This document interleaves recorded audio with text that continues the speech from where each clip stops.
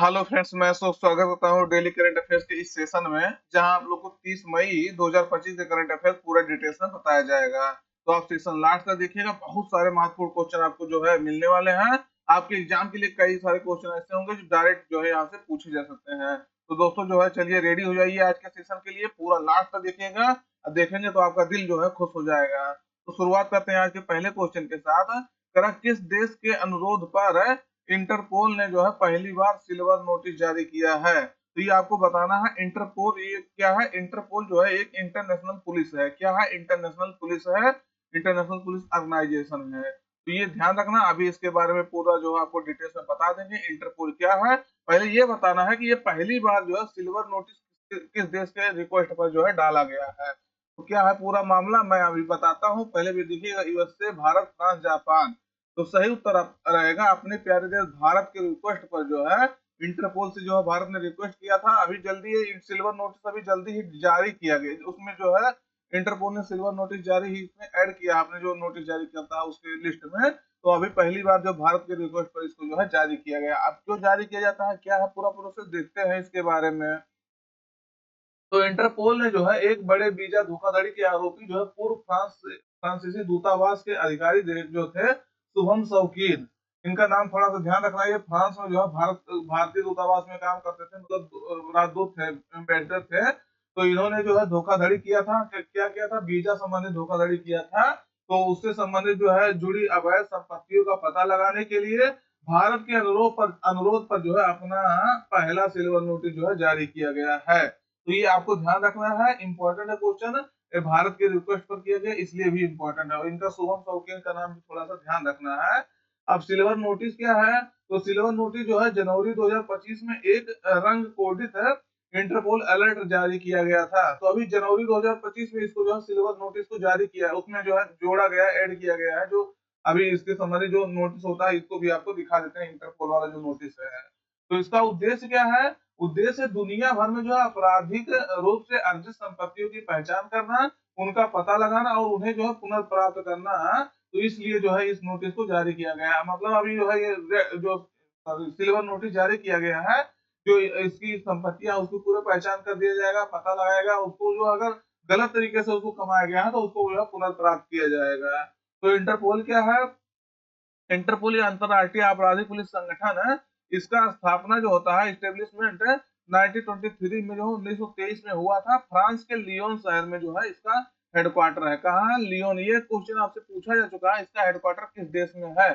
तो फ्रांस में है। फ्रांस में वो भी अगर देखा जाए तो लियोन में इसका जो है हेडक्वार्टर है। 196 196 सदस्य जो है इसके अभी वर्तमान में जो है मेंबर इसके सदस्य हैं। तो ये भी आपको ध्यान रखना है।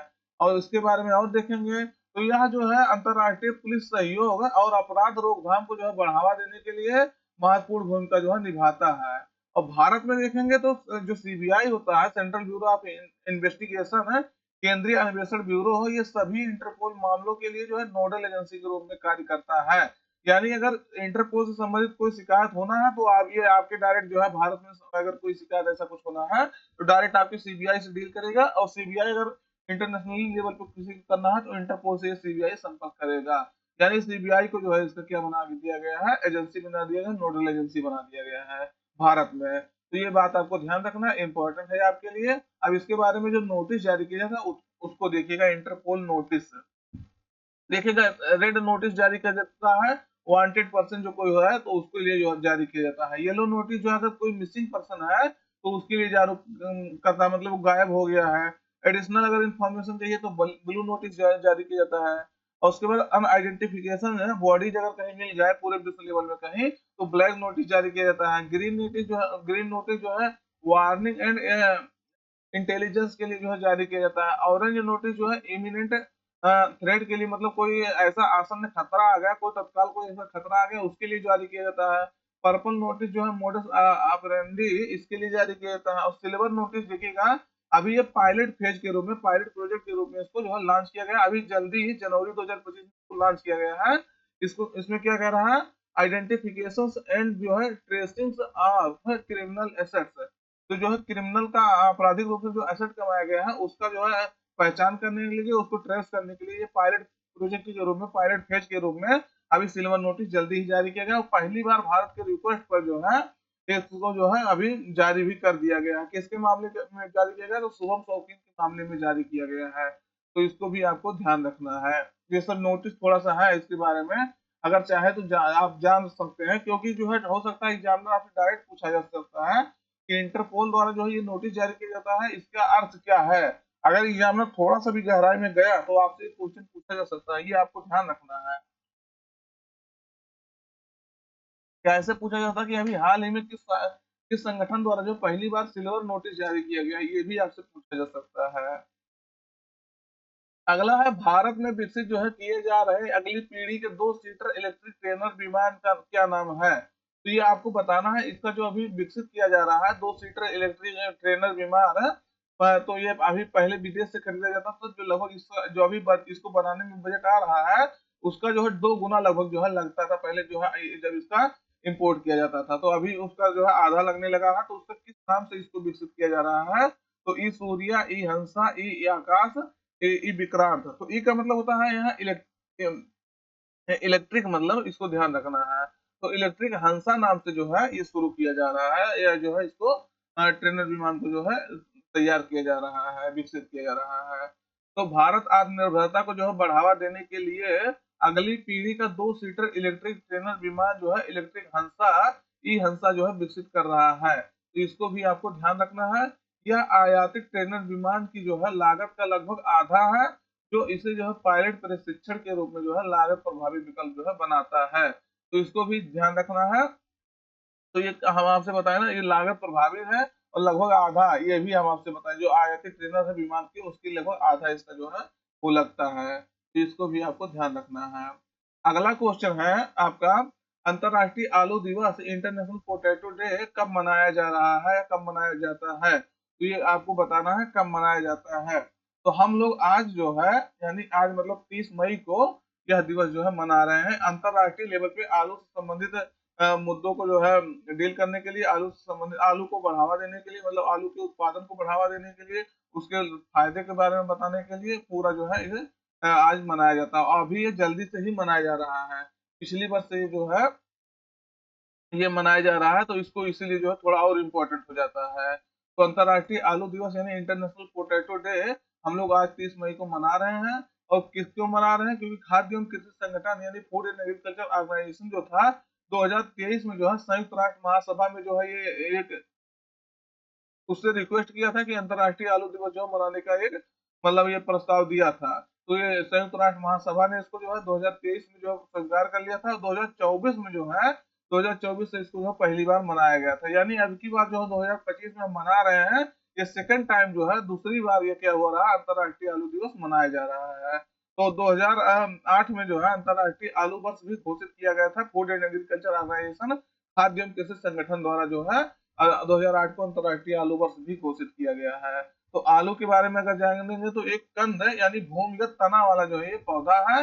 इसका वैज्ञानिक नाम है सोलेनम ट्यूबरोसम।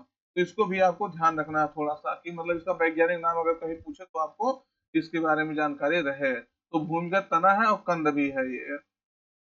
किस थीम के तहत इसको मनाया जा रहा है, तो shaping history feeding the futures, यानी जो है इतिहास को आकार देना, शेप देना, और जो है फीडिंग मतलब उसको जो है पोषण देना, द फ्यूचर यानी भविष्य को जो है पोषण देना, इसका जो है इस थीम के तहत इसको मनाया जा रहा है।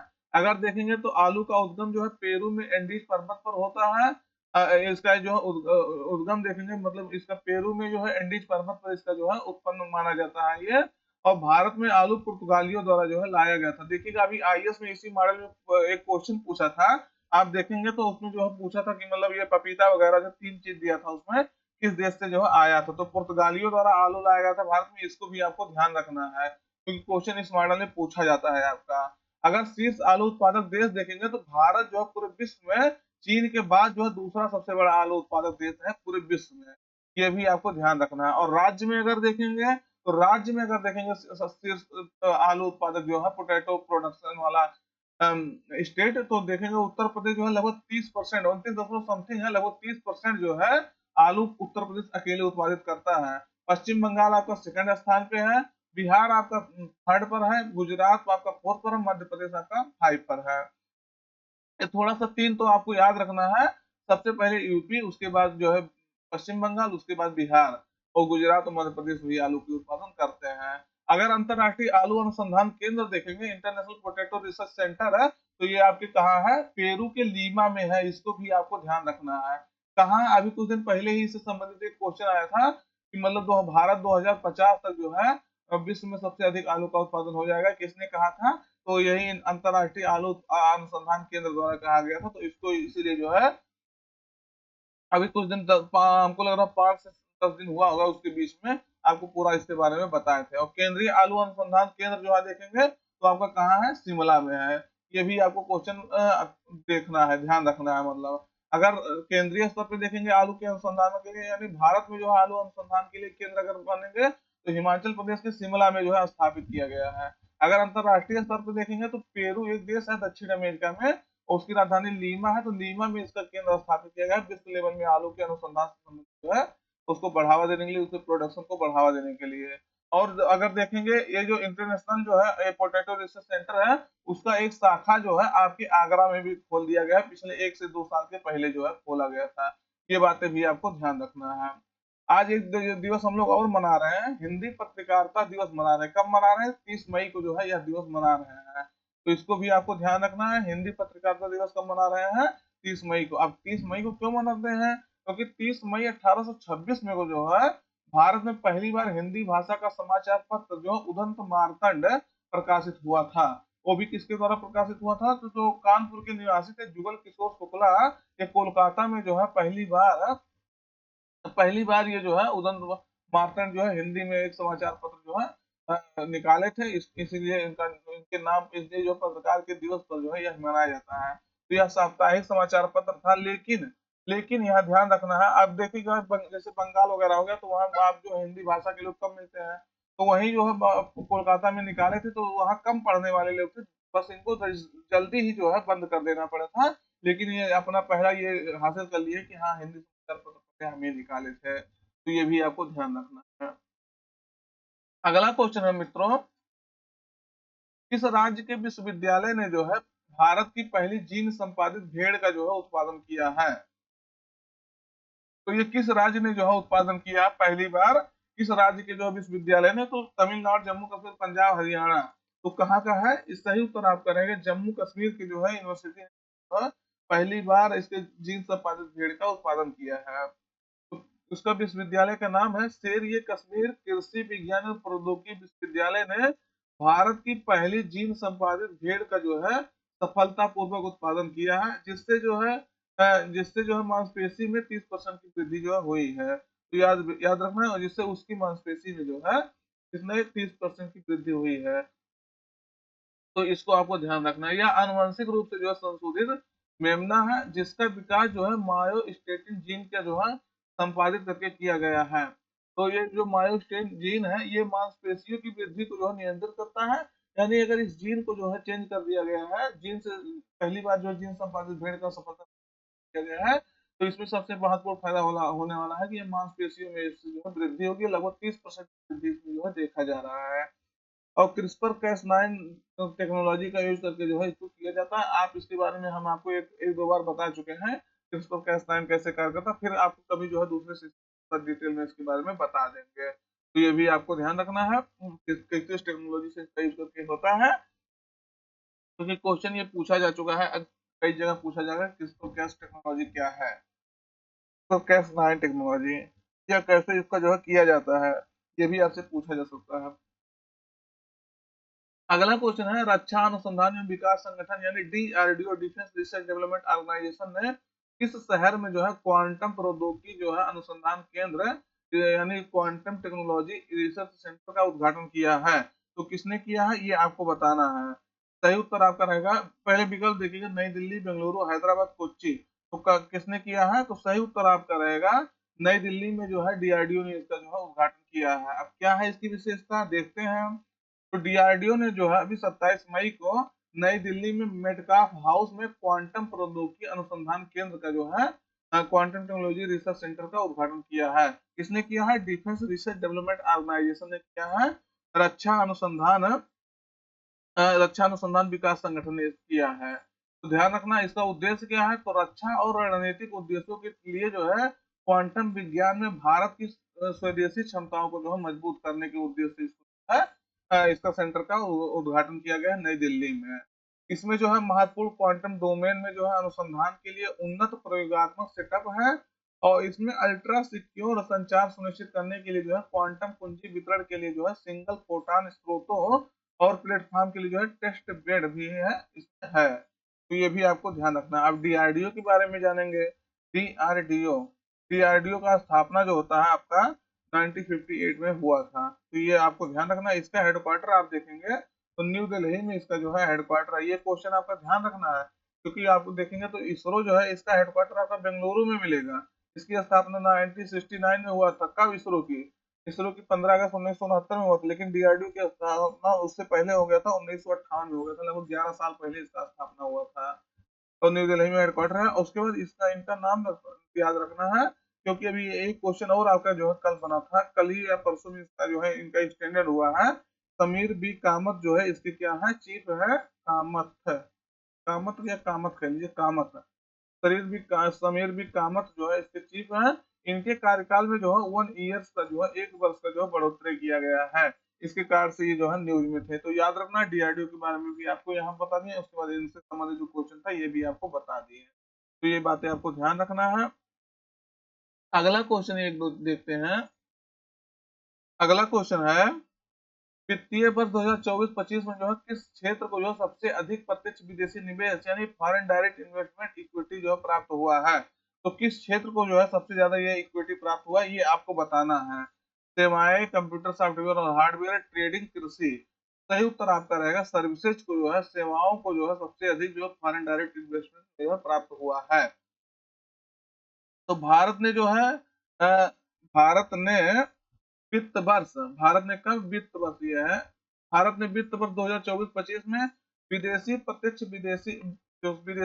निवेश यानी फॉरेन डायरेक्ट इन्वेस्टमेंट में जो है रिकॉर्ड है 89.4 बिलियन अमेरिकी डॉलर जो है आकर्षित किया है, जो पिछले वर्ष से जो है 14% की वृद्धि जो है दर्शाता है। यानी भारत ने जो कितना किया है, 89.4 अमेरिकी बिलियन डॉलर जो है बिलियन अमेरिकी डॉलर को आकर्षित किया है, निवेश भारत में प्राप्त हुआ है, जो 14% की वृद्धि को बहुत दर्शाता है। पिछले वर्ष की अपेक्षा जो है भारत ने जो है फॉरेन डायरेक्ट इन्वेस्टमेंट जो है ज्यादा प्राप्त किया है। अगर देखेंगे सेवा क्षेत्र को जो है सबसे अधिक लगभग 19% जो है फॉरेन डायरेक्ट इन्वेस्टमेंट इक्विटी जो है प्राप्त हुआ है। और इसके बाद अगर देखेंगे तो कंप्यूटर सॉफ्टवेयर और हार्डवेयर में जो है 16% और ट्रेडिंग में जो है 8% की हिस्सेदारी जो है रही है। तो ये भी आपको ध्यान रखना है। इसके बाद किसका है, तो पहला आपका सेवा है, दूसरे उसके बाद जो कंप्यूटर सॉफ्टवेयर और हार्डवेयर है 16%, उसके बाद ट्रेडिंग में जो है 8% की हिस्सेदारी रही है। तो तीनों आपको सीरीज ध्यान रखना है, सेवाएं, कंप्यूटर सॉफ्टवेयर और हार्डवेयर, उसके बाद जो आपका ट्रेडिंग। और सेवाओं में देखेंगे तो फॉरेन डायरेक्ट इन्वेस्टमेंट जो है 6.64 यानी 6.64 बिलियन डॉलर से जो है 40.77% बढ़कर के जो है 9.35 बिलियन जो है डॉलर हो गया है। यानी जो है आप देखेंगे सेवाओं के क्षेत्र में अगर ओवरऑल जो है 14% की हमारे एफडीआई की वृद्धि हुई, लेकिन सेवाओं के क्षेत्र में जो है आपका 40.77% का जो है वृद्धि हुआ है। इसको भी ध्यान रखना है। अगर महाराष्ट्र में देखेंगे तो महाराष्ट्र को सबसे अधिक जो है लगभग 19% फॉरेन डायरेक्ट इन्वेस्टमेंट जो है प्राप्त हुआ है। ये भी बात आपको ध्यान रखना, क्योंकि स्टेट वाइज भी पूछा जाता है कि किस राज्य को जो है सबसे ज्यादा जो है एफडीआई प्राप्त हुआ है। तो महाराष्ट्र को जो है सबसे ज्यादा एफडीआई प्राप्त हुआ है। उसके बाद आपका कर्नाटक है जो 13% एफडीआई है, 19% महाराष्ट्र, और दिल्ली में जो है 12% की हिस्सेदारी रही है। यानी महाराष्ट्र, एमईएच, उसके बाद कर्नाटका, उसके बाद जो है दिल्ली, न्यू दिल्ली, ये आपका जो है तीन ऐसे राज्य केंद्र शासित प्रदेश हैं जो फॉरेन डायरेक्ट इन्वेस्टमेंट को जो है आकर्षित करने में स्टेट आपके बने हैं। तो ये भी आपको ध्यान रखना है।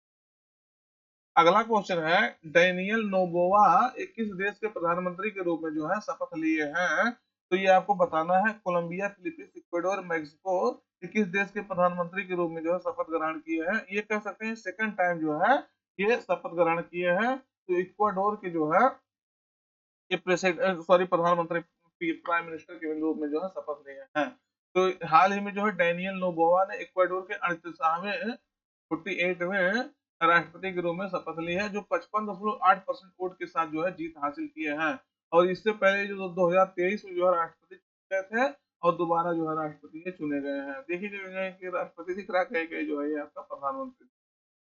तो ये आपको तो वैसे ध्यान रखना है कि मतलब ये किस देश से संबंधित है, ये मेन आपका जो है फोकस। तो आज का सेशन तो ऐसे यही हो जाता है खत्म, लेकिन अभी हम लोग जो है रिवीजन सेशन भी जो है करते हैं। तो इसको आपको रिवीजन वाला सेशन जो है ध्यान से देखा करिए, क्योंकि ये रिवीजन बहुत महत्वपूर्ण पार्ट होता है पढ़ाई का। आप कितना भी पढ़े रहिएगा, रिवीजन नहीं करते हैं तो वैल्यू नहीं रह जाता है। तो उसी बहाने जो है आपको एक बार 5-7 क्वेश्चन जितने भी रहते हैं, वो उसी बहाने आपको क्या मिल जाता है, नया मिल जाता है। मतलब एक बार फिर से आपको जो है रिवीजन होता है। तो 9वां जो इंडिया मोबाइल कांग्रेस होने वाला है अक्टूबर महीने में भी, इंडियन मोबाइल कांग्रेस 2025, इसका विषय क्या निर्धारित किया गया है? तो बदलाव के लिए नवाचार है, यानी transform to transfer to innovate to जो है ट्रांसफॉर्म, इसको जो है बदलाव के लिए नवाचार है, इस थीम के साथ इसको जो है आयोजित किया जाएगा। तो इसको ध्यान रखना है, इनोवेट और ट्रांसफॉर्म। चर्चा में रहा स्वच्छता राष्ट्रीय संवर्धन योजना एनएपीएस है, इस मंत्रालय की जो है एक पहल है। तो ये आपकी कौशल विकास और उद्यमिता मंत्रालय की एक जो है पहल है, तो इसको भी आपको ध्यान रखना है। चर्चा में रहा हनी मिशन जो है ये कब लॉन्च किया गया था? 2017 में जो है, ये देखिएगा यहाँ बोला है, नहीं, फिर गया होगा किसी तरह से। 2017 आपका जो है, इसको ध्यान रखना, हनी मिशन लॉन्च किया गया था 2017 में। और अभी ये प्रधानमंत्री मोदी ने इस पे जोर दिया है कि 60% से अधिक की इसमें जो है उत्पादन में इसकी वृद्धि हुआ है। अगला है डाक विभाग ने जो है किस नाम से दो नए डिजिटल प्लेटफॉर्म लॉन्च किए हैं? तो ये अपना डिजी पिन जाने और अपना पिन कोड जाने, इस नाम से जो है डाक विभाग ने अपना जो है दो पोर्टल लॉन्च किया है। और चर्चा में रहा किलाइवा ज्वालामुखी जो है ये किस देश में स्थित है? अभी यहाँ विस्फोट हुआ था, तो यूएसए के जो है हवाई द्वीप पर ये जो है ज्वालामुखी है, सबसे सक्रिय ज्वालामुखी में है। इसको शुमार किया जाता है, इसको जो शामिल किया जाता है। अगला है किन दो जो भारतीय शांति रक्षकों को डैग टैमर स्काल इसके अरे इसका जाल्ड मेडल से जो है सम्मानित किया गया है कल के दिवस दिन में, क्योंकि शांति रक्षक जो है यूएन का जो है शांति शांति सुरक्षा जो है बल है, उसके संबंधित जो है दिवस मनाया गया था। तो अमिताभ झा को और संजय सिंह को जो है ये दिया गया है। तो ये ध्यान रखना है, ये आपके लिए महत्वपूर्ण है। दोस्तों आज के करंट अफेयर्स यहीं पर रखते हैं। शेयर कर दीजिएगा, चैनल को सब्सक्राइब कर लीजिएगा इसी तरह जानकारी प्राप्त करने के लिए। फिर मिलते हैं नए सेशन में, तब तक जो अपना पढ़ाई जारी रखिएगा, अपना परिवार का ध्यान अच्छे से रखिएगा। Thank you.